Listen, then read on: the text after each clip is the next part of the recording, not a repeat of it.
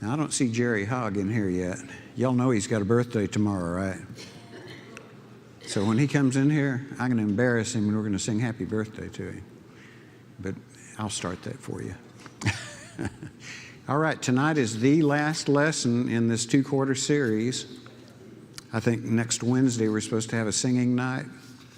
So this will be it for this series.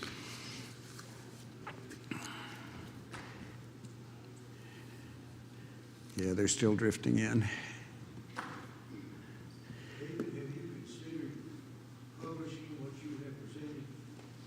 Everything that I've presented has been extracted directly out of the 4 books that I have put on this page right here. So it would be plagiarism? Basically. I mean, these people are scholars that have written these books. I just read a lot and have gained this information and kind of merged it together. But because some of them emphasize certain things and the other books emphasize other things, and a couple of the books, particularly the Journey from Text to Translations, had some really wonderful graphs and tables in it, which I have several tonight that we're going to use. So this isn't any original thinking on my part. This is information I've gathered together and that I regurgitate for you guys. All right. Got the last few folks coming in the door here. I want us to start tonight by just kind of going over this terminology, because it's going to play in these tables and so forth, illustrations that I have for you. But whenever you see this term form-driven in any of the tables that are going to follow, what we're really talking about is an attempt to be a word-for-word translation. Now, I say an attempt because none of the Bibles we have out, ESV, none of them are really just a direct, absolute one-for-word translation, and that's because the Greek language has some terms and idioms and so forth that it uses that we just don't have a direct English equivalent for. So while we may refer to some Bible and say, well, it's considered to be a word-for-word translation, they're really not. They're all a kind of a combination of word-for-word and thought-for-thought kind of merged together. But some of them are more like 90-20 mixes, and others are like 80 or 80-20 or 90-10. All right, now here's the birthday boy. I told everyone we're going to sing happy birthday to you. So get ready to be embarrassed.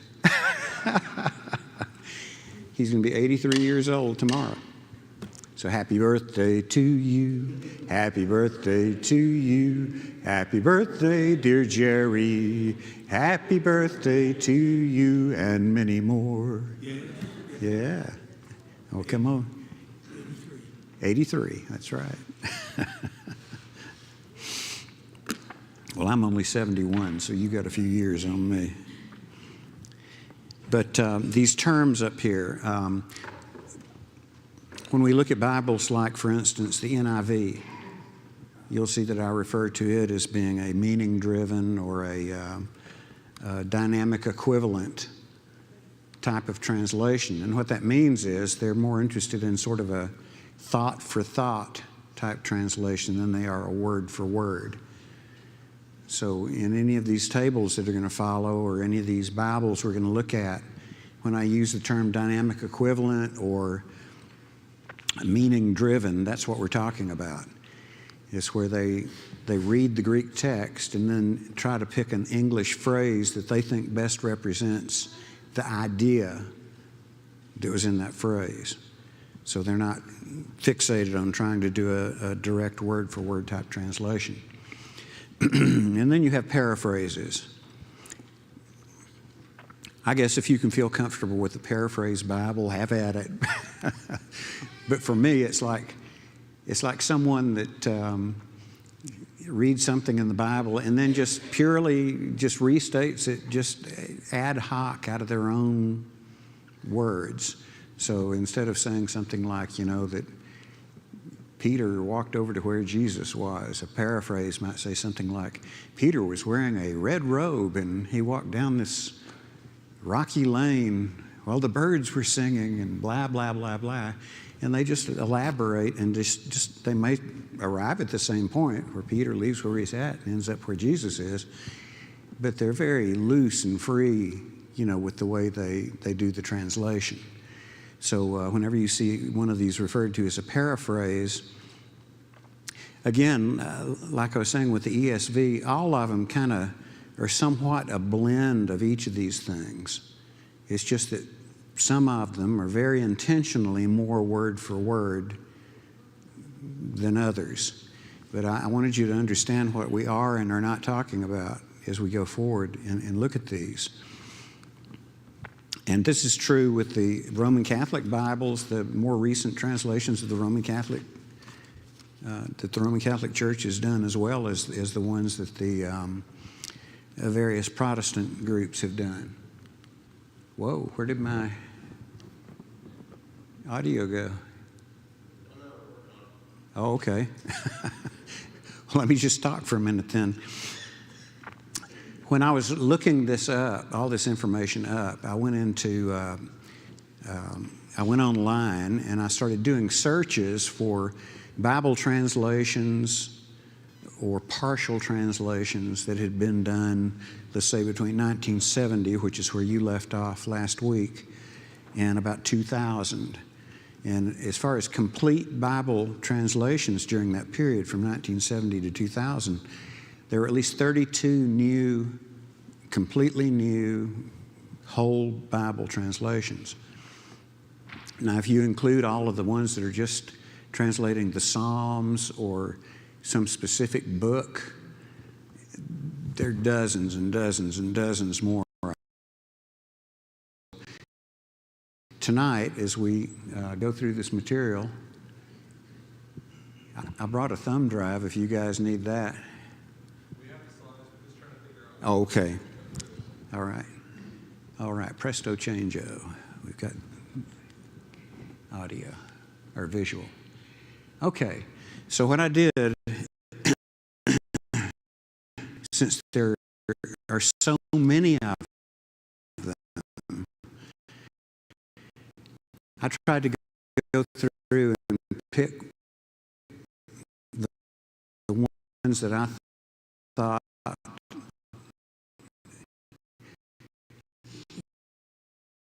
were being most commonly used these days. Okay? Some of them are more commonly used by the Roman Catholics, some of them are more commonly used by the Presbyterians or the Baptists, but I kind of went by how many of these Bibles had been published and sold. Okay? And bear in mind, this is not a comprehensive list of all the Bibles that are out there. These the next quarter, go through a comprehensive list, and we had to do it today.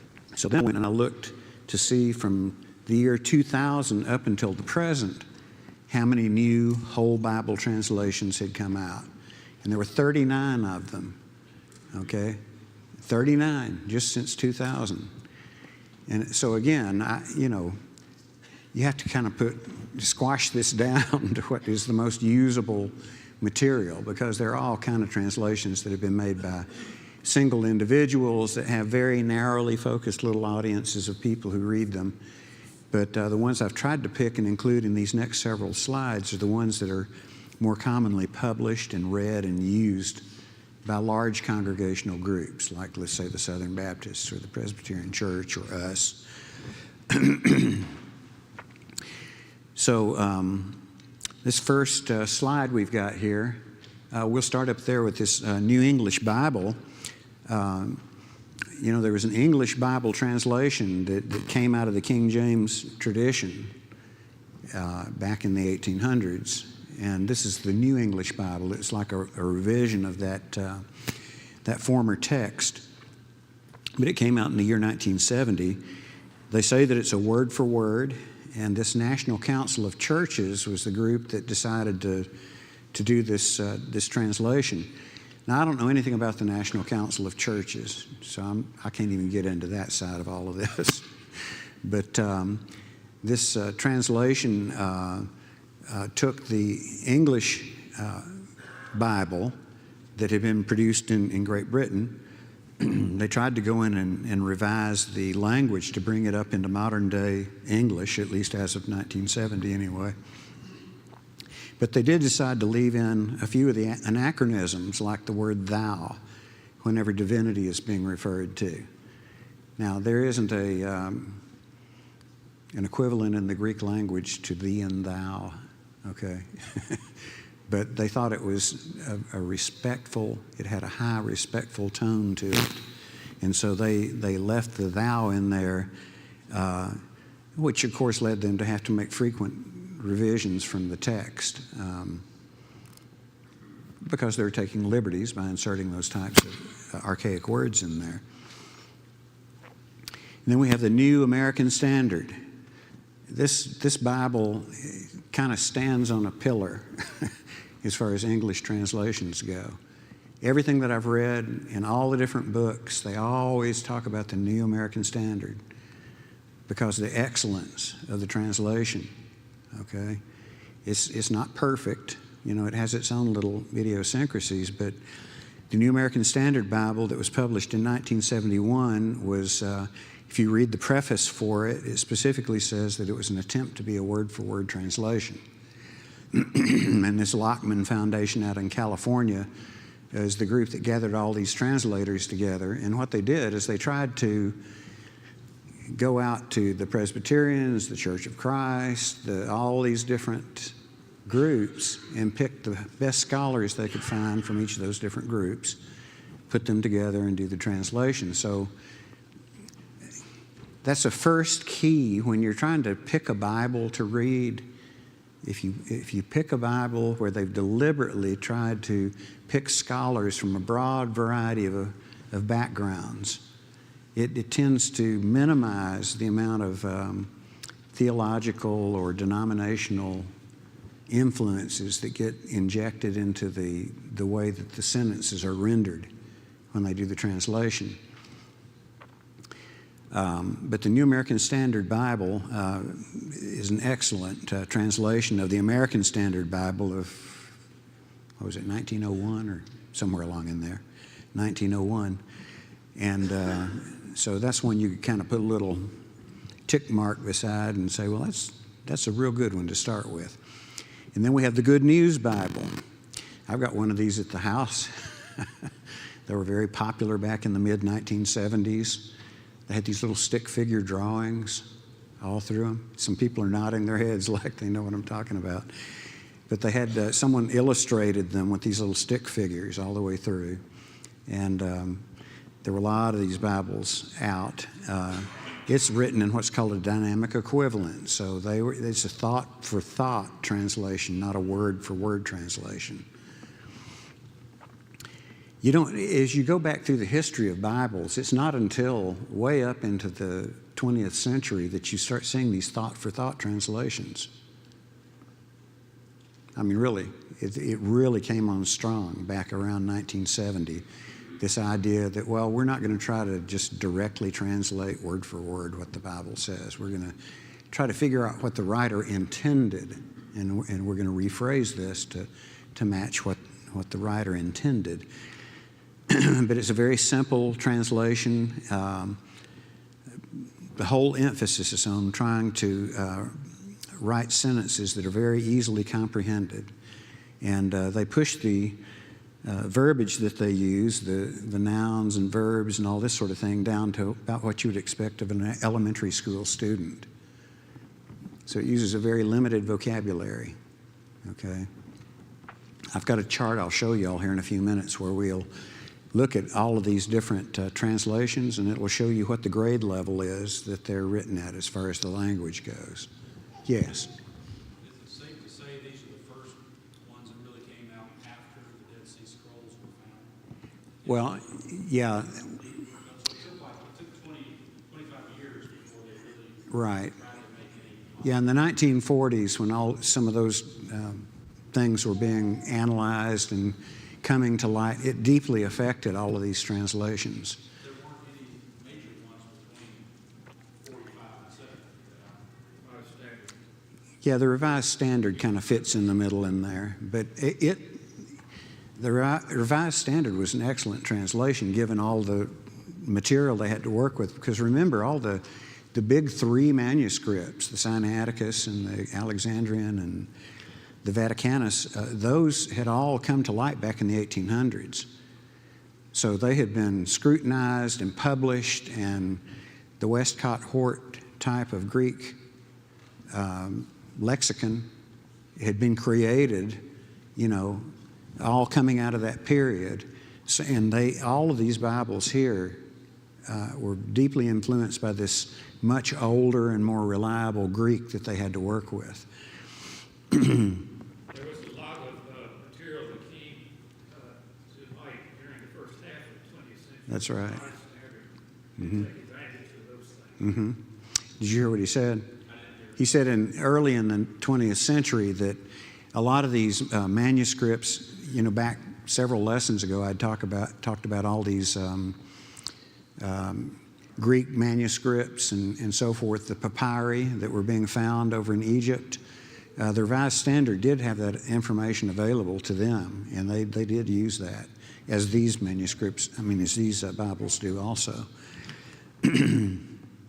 So you see, with the exception of the King James family of translations, up until very recently, they used the Septuagint and the Textus Receptus,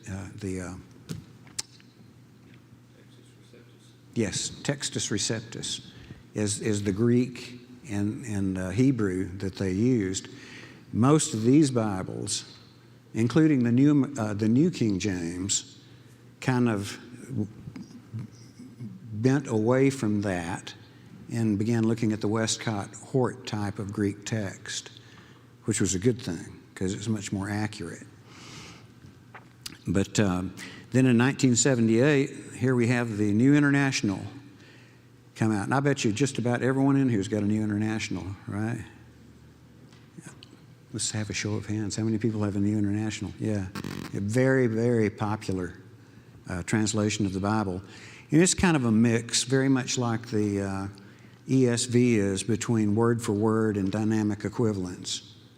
They try to go with the word for word, but they do have a pretty heavy mix of the dynamic equivalence in the NIV.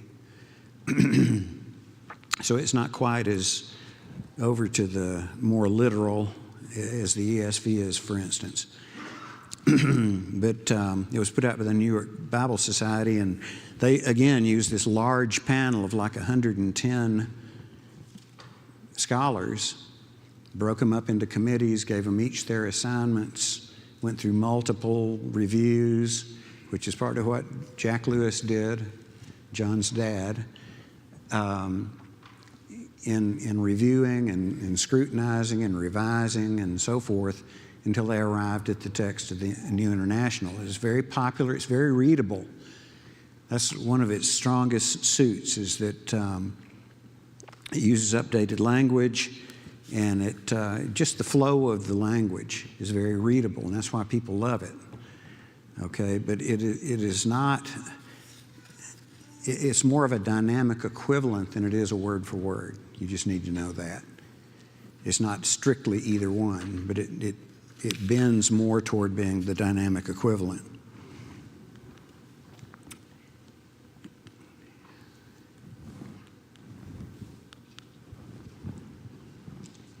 If y'all will advance the slide for me, one there.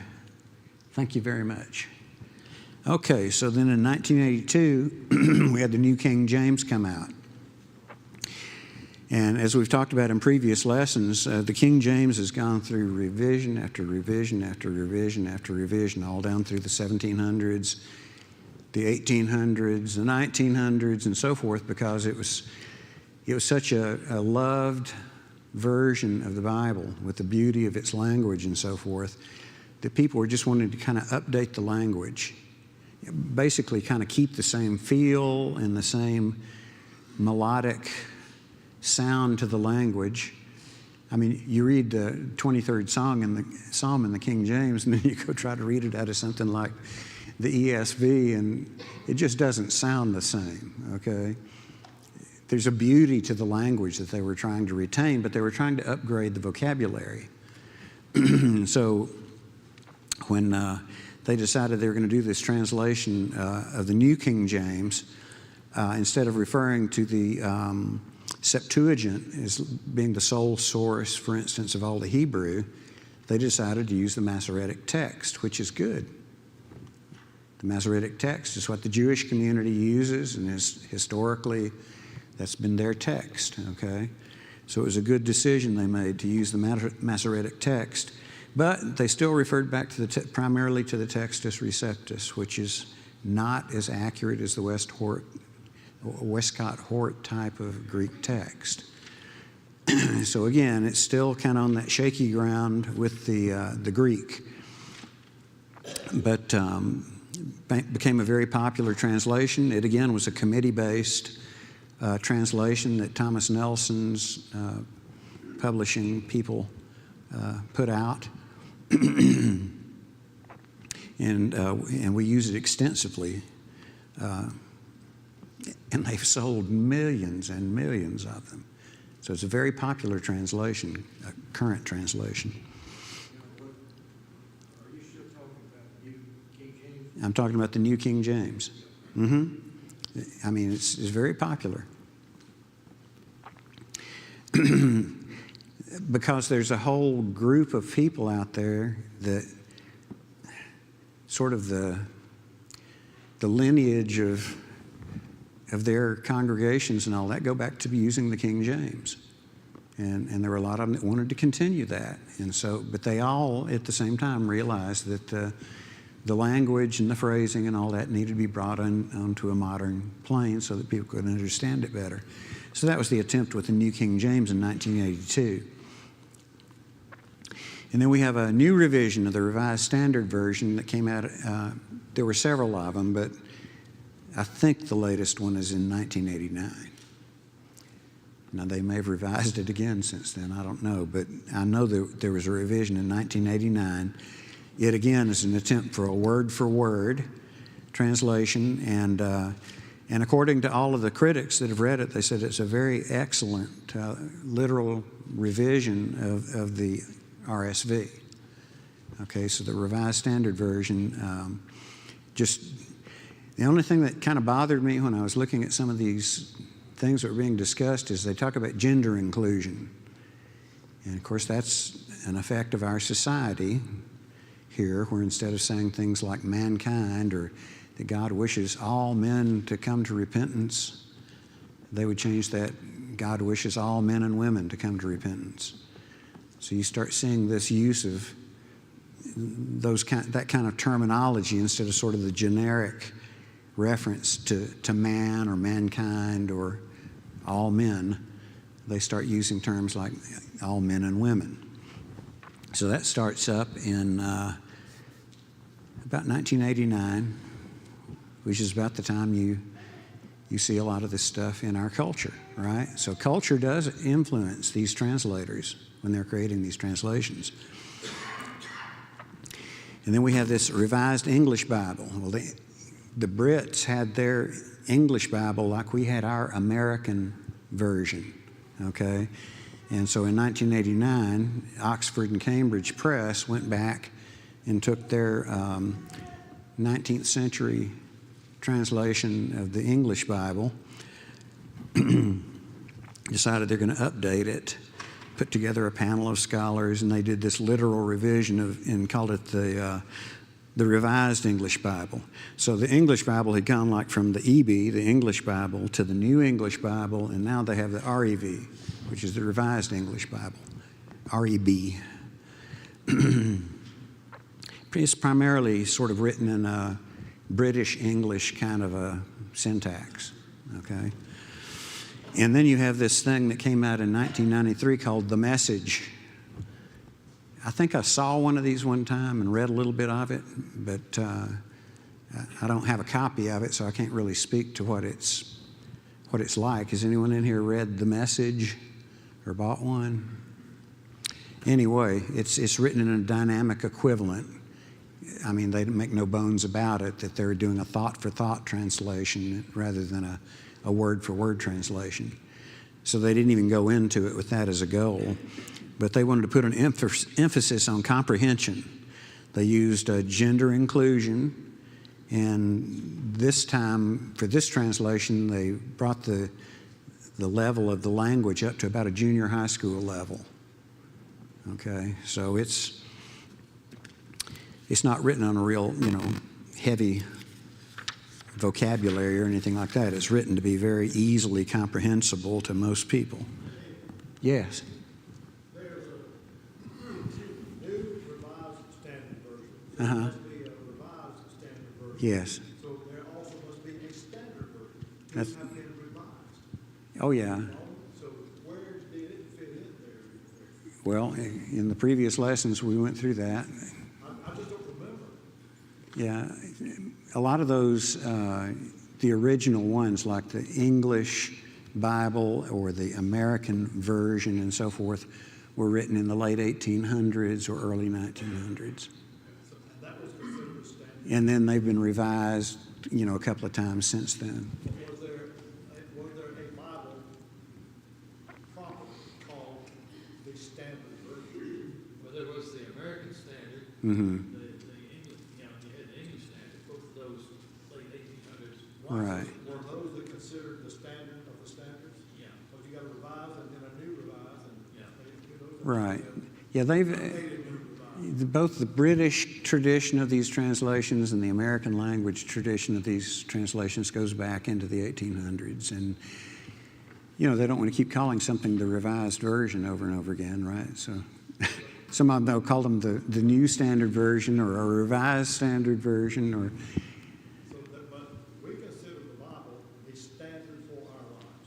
That's correct. So, I consider the Greek Bible is the standard for my life. I guess that was my question. What would be considered the? In my opinion, from what I've studied, a Westcott Hort type of Greek text where it takes into account all of the latest papyri and manuscripts, the oldest ones that they have and so forth, that should be the basis for any of these translations. And there will be more translations going forward in the future, mark my words. As our language shifts and changes, look how much it's changed since 1776. I mean, you roll it forward into the future 100 years or 200 years, and there will be calls for a revision or for a new Bible that uses modern language. And what they need to do is they need to use the best Greek and Hebrew text that they can lay their hands on. But there is no one Bible that's called the standard Bible. No. Okay, that was my question. No. A lot of the Bibles that are put out today are being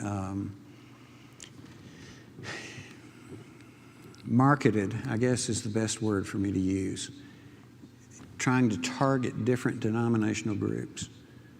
For instance, we'll look here in a moment at the Christian Standard Bible. In the publishing industry, it's kind of jokingly referred to as the Southern Baptist translation, because that's who they were targeting when they did the revision and the publication, okay?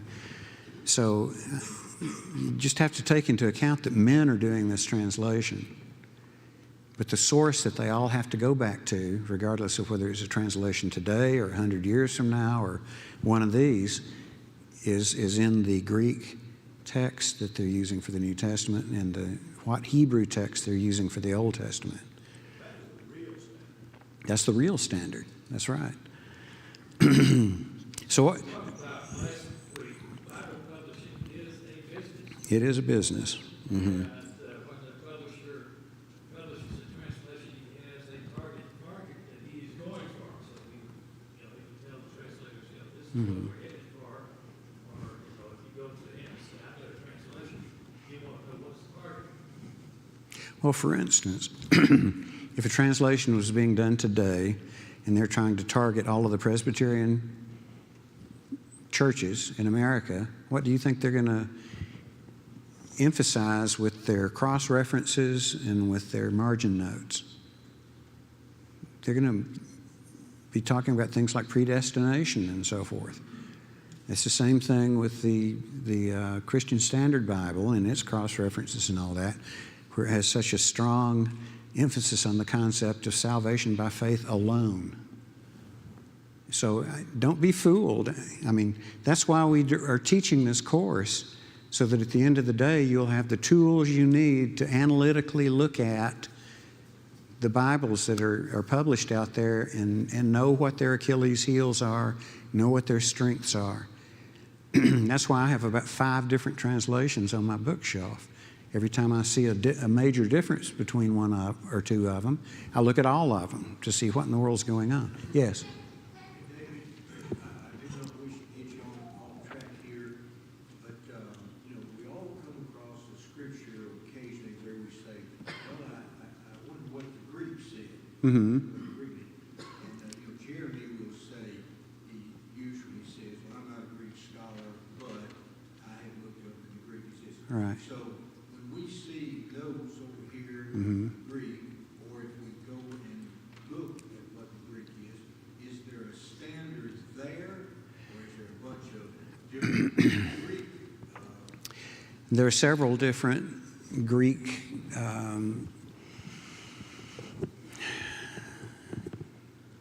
trying to find the right way to say this. I have an interlinear at my house, a Greek-English interlinear, where it has the Greek text, and then right underneath it, every single one of the Greek words, it'll give an English word. It also has a little numeric reference on it. So I've got a big, thick lexicon of Greek. And so I can go in there and I can look at that English word that they translated it for, get the numeric reference, and then go over and look in the big, thick Greek lexicon, and it's going to list everywhere in the Bible that Greek word was used. Okay, and it's going to tell you what tense it's in, and all this sort of thing, to where you can. I've been stuck a few times and had to go ask someone that really is a Greek scholar. Okay, but most of the time, if you just bore in on it with those books like that, you can figure it out. Now, the East Tennessee School of Preaching over here is an excellent. They teach Greek over there. They've got people over there that know it very well. And if you ever get, ground down to a stop trying to do that kind of research to where you just can't figure out what the real meaning is, I would suggest you get a hold of them, or get a hold of Fried Hardeman or Harding, or one of these places like this where they actually do have Greek scholars that can give you some feedback, and they'll communicate with you. Yes. I was just going to add, since he asked that question, there is an app you get on your phone, Bible Hub, and it has an interlinear set of links, and it'll actually show you not just the Greek, the Hebrew, but it'll show you, if you want to, all of, like, say you want to look at the New King James, the New American Standard, the NIV, the Revised Standard, and the Greek, side by side. It'll actually show you that. It's very, very easy. However, there are. Let me put a finer point on what he's saying, though. These interlinears, if you look in the very front of these interlinears, it will tell you which Greek text they're based on. For instance, the one I have is based on this Nestle text, Nestle Greek text. There are others. There are other interlinears out there that use a completely different Greek text. Nestle and land is not the standard. Yeah. Well, that's why I have one with the Nestle text, because I understand that it's kind of the standard, but it's not the only one, is what I'm trying to tell you. So when you get out online and use some of these resources, you have to know, which Greek text they're making reference to, because it can make a difference. For instance, the Roman Catholic Church, where it talks about Jesus' family, his brothers and brothers and sisters coming to try to fetch him because they thought he'd lost his mind at one point. You go read that in the new Roman Catholic revisions that they've done, and it just kind of refers to them as extended family members, like you'd have cousins or uncles or whatever. They're not using the same Greek text. So you have to be aware of that when you're looking at these kind of differences. But we need to press ahead or we're not going to get through this material. So you had the Good News Bible that came out. It's a thought for thought. It was marketed for children. That was its target audience because it has a very low, small primary school vocabulary that it uses. Very simple rendition of the phrasing and so forth. Then the English Standard Version, which is what I use for just my daily reading, its whole intent was to be a word for word, but of course, like I said before, none of them are purely word for word. They all have some dynamic equivalence kind of scattered into the text. But it emphasizes the concept of being a word for word translation, and that's why sometimes when you're reading in the ESV, it kind of sounds like Yoda speak. It has an odd cadence to the phrasing in it. It's because it's trying to adhere to the word for word concept more so than a dynamic equivalent. And Greek doesn't necessarily phrase things the way we would in our day and time in the English language. And then in 2017, we have this Christian Standard Bible that's being pushed. If you go to any of these Lifeway bookstores around here, they're pushing this Bible, okay? It's their big publication they have. And it's a revision of what they used to call the Holman Christian Standard Bible of 2004. But it's using gender inclusivity now, and it plays kind of loosey-goosey with the revisions of the text. Has a lot of dynamic equivalence mixed into it, but they don't call it dynamic equivalence. I got one of their Bibles and opened it up and was reading in the preference, and they said they use, quote, quote, optimal equivalence. Folks, it's just dynamic equivalence from their viewpoint. Okay, it's been optimized for the target audience that they're aiming it at. Okay, let's move forward here a little bit. So I kind of put this little Christmas tree together to where you can kind of see a flow down. This leaves out a bunch of these other translations, and I kind of set the New International off by itself down there because they claim that they just did a ground up, freestanding translation, but none of them do that really. I mean, they all start out with that as an attempt, but they all end up inheriting the work that's done in all these previous, by these previous translators as well. So don't let that fool you. But you see the New King James over there, and there's one that's followed since then called the Orthodox Study Bible that's come out of it. But that's just kind of a little tree there so that you can see how much influence that revised version back there in 1885 had on a lot of these subsequent translations. Okay? So you can see the flow down through the American Standard, to the New American Standard, to the New American Standard Update of 1995, and then into the Holman Christian Standard Bible of 2004. They all influence these subsequent translations because hardly any of them do the work from the ground up, just going solely back to the Greek text. So in the last 2 quarters, I've absolutely fired facts and dates and names at you with a fire hose. There's a difference between facts and information. Okay, so now I'm going to talk about information now. So what can we gather out of all this stuff that we've studied over the last 2 quarters? It's interesting, yes. It's horrifying in some ways when you look at what happened to some of the translators. But I tried to put together a little bulleted list of takeaways where we can use this material in our world today as we're going over here to the local bookstore and we're trying to pick a Bible to buy. You need some kind of criteria to use to make an intelligent choice. And so I just put together some things that came to the top of my mind, and down through history, the history we've seen of these translators and all the persecution and the burnings at the stake and people being pulled apart on the rack and so forth, all because they were trying to get it to where you could have a Bible in your hands in your language. That deeply affected me as I studied this stuff. It makes me really appreciate having the Word of God in my hand like this. So all these hundreds of thousands of people have been killed and tortured, and governments have tried to take away the Bible and all that, but God's Word has continued on. Okay? So that tells me that God's hand has been in this process. It's not just been up to men. And as new translations of these ancient manuscripts are discovered, we've already talked about how in our day and time, we're probably going to see the need, by the time we're all white-headed and so forth, for a new translation to come out to match the current language of the day.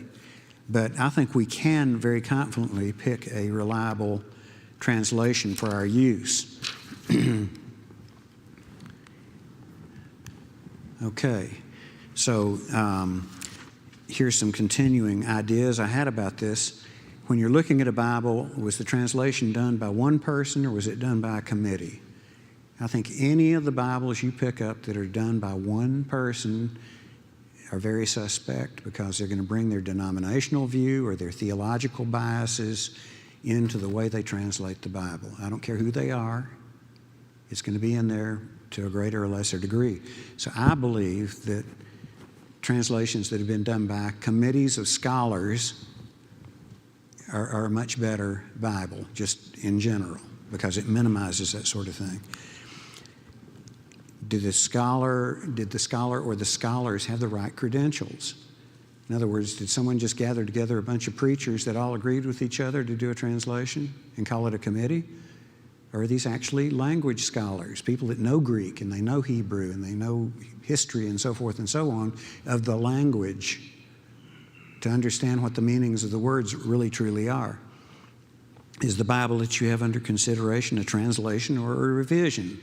If it's a revision, it's very acutely important that you know what the family tree of that Bible is, because you're seeing the text and the ideas, translational approaches and all that come down through that family tree of previous translations.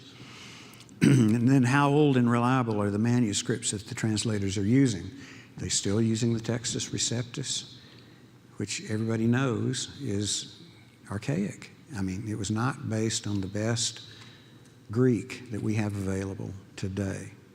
So I'm pushing the idea that a Westcott Hort type of text, something that's based on the most recent Greek and the oldest Greek that we have available, is the better option. Is the Old Testament Hebrew based on the Septuagint, the Masoretic text, or just some eclectic texts? I did not grow up as a Jew, so all I know is what I read, and I understand that the Masoretic text has been tightly controlled in its transmission all down through the centuries, and I think it's a translation based on that for the Hebrew is probably best. Now, I wanted to show you this because it kind of throws together several things that we've talked about. Was a translation written to be read by a scholar or a preacher or a child, or, what was the reason, what was the target that the translation was being made for? It's important to know. And then what will be the main use? Will it be used as a study Bible or a devotional reading Bible or used for public readings? You need to know what the target was when they picked the phrasing and the language and the approach to the translation. And so I kind of broke these out by grade level down the left-hand side. Grade level 8 is the King James, and the J.B. Phillips paraphrase over on the right-hand side. And then written at about a 6th grade language level is all the others: the New American Standard, the New King James Version, the ESV, the Revised Standard Version, the New Revised Standard Version, and so forth. And then down at the grade level 4 would be your NIV and a couple of your paraphrases like the Good News Bible or the Contemporary English Version. Yeah, they're pulling the cork on me here. And down at grade level 3 is the New International Reader's Version.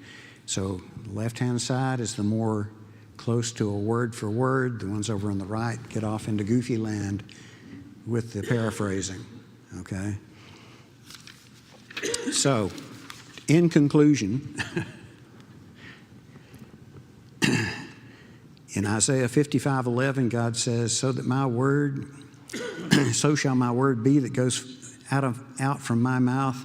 It shall not return to me empty, but it shall accomplish that which I purpose and shall succeed in the thing for which I sent it. Governments can try to do away with the Bible. Tyrants can try to do away with the Bible, but the Word of God's going to go on forever. Okay? And Isaiah says that same thing. He's in 40 and 8, he says, grass withers, the flower fades, but the Word of our God will stand forever. And then in 2 Timothy 2:16, we have an admonition to study the Bible, know how to use it, and know how to share it with others in a competent, workmanlike way. Romans 10:17, so faith comes from hearing, and hearing through the word of Christ. It's important whether you pick a Bible that has a sound basis for its translation. Okay? John 12:48, the one who rejects me and does not receive my words has a judge. The word that I have spoken will judge him in the last day. This is important. What we've studied has been important. Well, I appreciate you all sitting through 2 quarters of all of this, but I've really appreciated it, and thank you.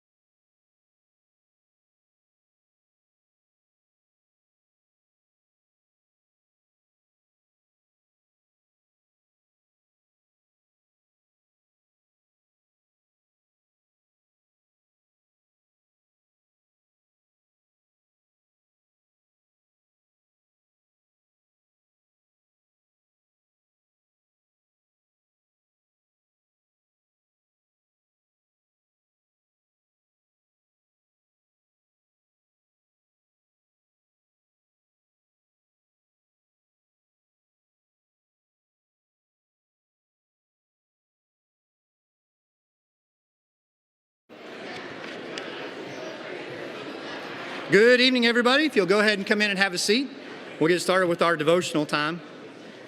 As far as our prayer list, I wanted to give you an update. Remember Case Hicks, still at Park West, and also Susan.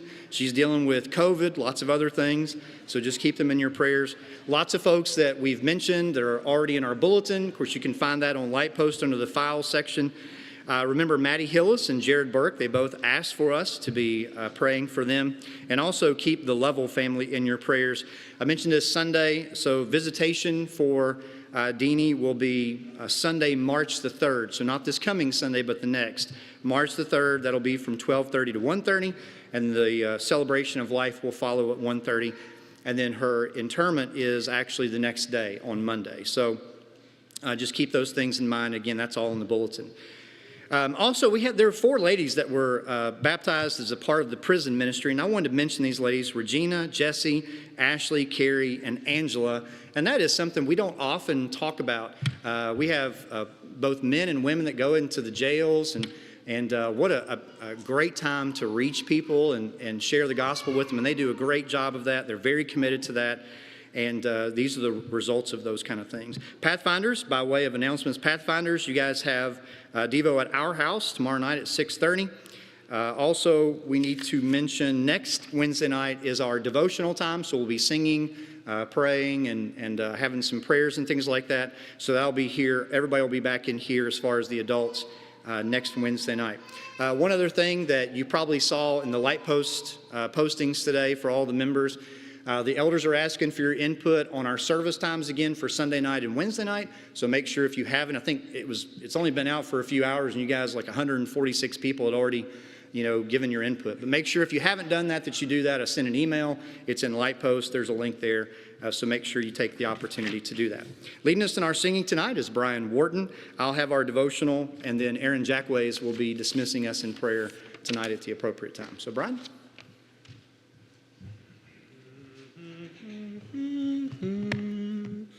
Sing the wondrous love of Jesus, sing His mercy and His grace. In the mansions bright and blessed, He'll prepare for us a blessed place. When we all get to heaven, what a day, what a day of rejoicing that will be. When we all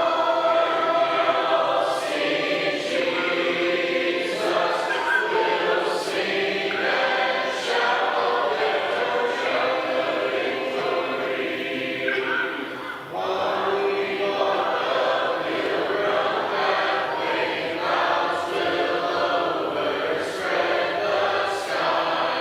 But when traveling days are over, not a shadow sigh.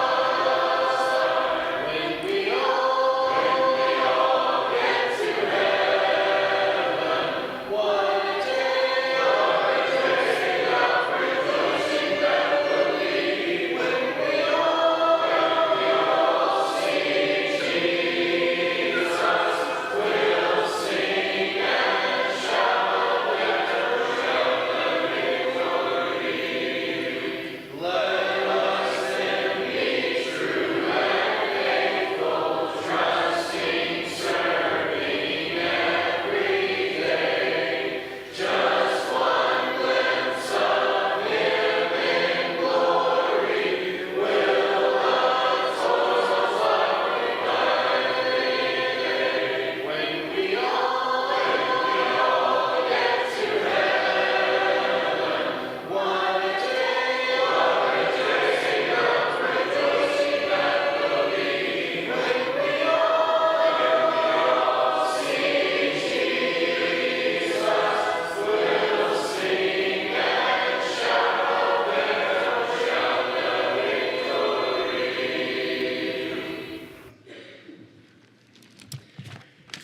I've been writing the devotionals on our Old Testament chronological reading, and there are some days where there's so many good things to write about, I just have to choose one thing. And so I thought I'd talk a little bit about a passage I didn't write about in the devotionals, and that's in Exodus chapter 17. In Exodus chapter 17, verses 8 through 13, the Israelites have an encounter with the Amalekites, with Amalek specifically. And they come out to war against the Israelites. And of course, Moses calls out Joshua to command the people. And you probably remember this. I know that Billy has preached on this quite often. The idea that Aaron, Hur, and Moses go up on this hill.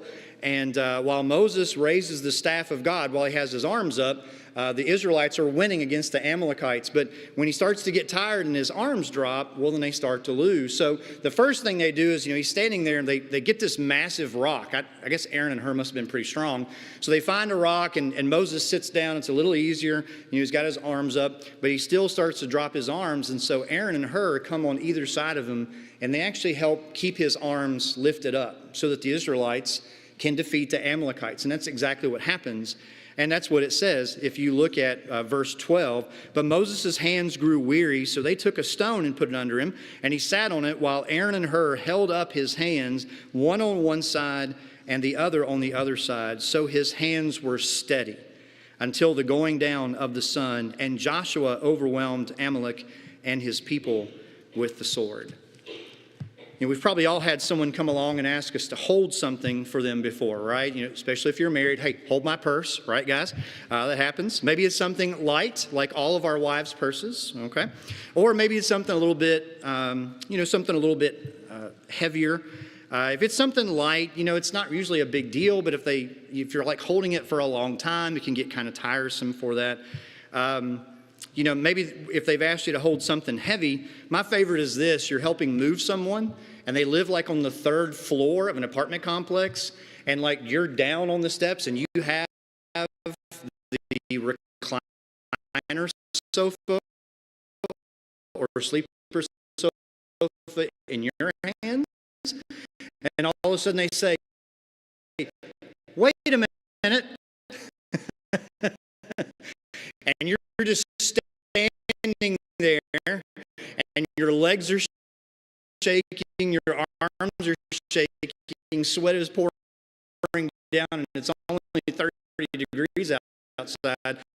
They're like, I forgot to go get this. And they leave for what feels an eternity, right? That things becomes pretty heavy really quick.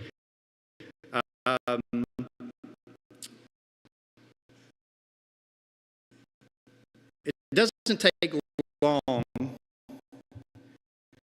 for anything. If I just asked you, I think Brad to do this a few weeks ago in our devotional, if somebody asked you to hold your hands out for a while, even with nothing in them, after a while, your become heavy. Things become burdensome for us. In Exodus chapter 17, verses 8 through 13, when this happens, Moses cannot keep his arms raised on his own. Aaron and Hur have to come on either side of him and help him. There's some of you here tonight that have been asked to hold some pretty heavy things. I would think understanding that your arms being raised equivalent with the Israelites winning a battle is a pretty burdensome thing. besides just trying to physically hold your arms up. There's some of you here tonight who have been asked to hold some pretty heavy things. Maybe somebody told you about their failing marriage. And you feel that weight as you pray for them. Maybe a friend has shared with you that their adult child is an addict. And they're off the radar again. Perhaps tonight the weight you're holding is your own. It might be guilt. It might be shame. It might be sorrow. It might be heartache or fear or just exhaustion. Whatever it might be, we all need help holding on sometimes. And it's okay to ask for help. If Moses needed help, there's a really good chance that somewhere along the way, I'm going to need help, and you're going to need help too. Tonight, maybe the weight you're holding on to is the decision to become a Christian. You know what you need to do, you just haven't done it. The Lord wants to lift you up before the Father as you rise out of the waters of baptism. But you have to trust Him to do that. Tonight, whether that burden is something you're carrying for someone else or something you're carrying because of something happening in your life, you don't have to carry it alone. Tonight you can share that. Tonight, if you need to lay that burden down once and for all, to become a Christian, to know that you have the blood of Christ to cleanse you of your sins. Whatever you might need tonight, we're here for you. If you'll come while we stand and as we sing.